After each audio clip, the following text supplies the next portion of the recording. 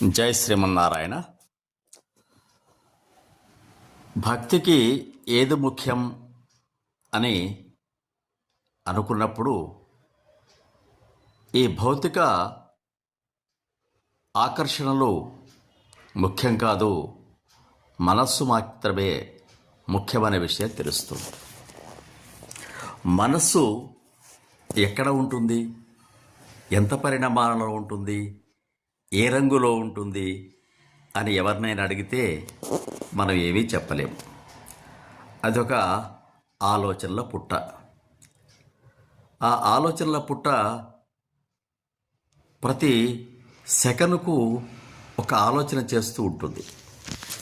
అందులో ఎక్కువ భాగం కూడా నెగిటివ్ ఆలోచనలే చేస్తూ ఉంటుంది.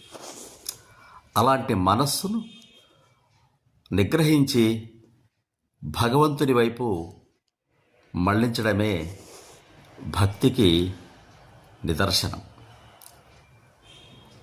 చాలామంది పెద్దలు చెప్తూ ఉంటారు, మన ఏవ మనుష్యాణం కారణం బంధమోక్షయో అని. మనిషిని బంధించేది, విడుదల చేసేది కూడా మనస్సే. మనస్సు ఇతర విషయాల మీదికి, కామోపభోగాల మీది కనుక వెళ్ళినట్లయితే లేదా దురలవాట్ల పాలైనట్లయితే ఆ మనస్సు చెప్పినట్లుగా ఈ శరీరం విని ఈ శరీరం కూడా బంధహేతు అవుతుంది.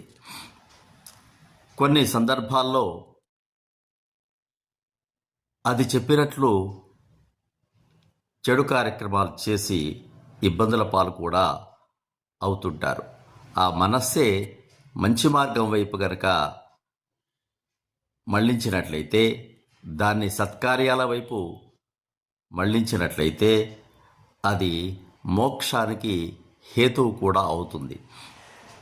కాబట్టి ఓ మనసా హరిపాదములు ఆశ్రయింపుమా అని ఓ కవిగారు చెప్పినట్లుగా చక్కని ఆచార్య బోధనలను వినడం, సద్గ్రంథాలు పఠించడం, ఉత్తముల యొక్క సాంగత్యాన్ని కోరుకోవడం వల్ల మనసుకు మంచి శిక్షణనిచ్చి ఆ శిక్షణ ద్వారా మానవ జీవితాన్ని చరితార్థం చేసుకునే అవకాశం ఉంది.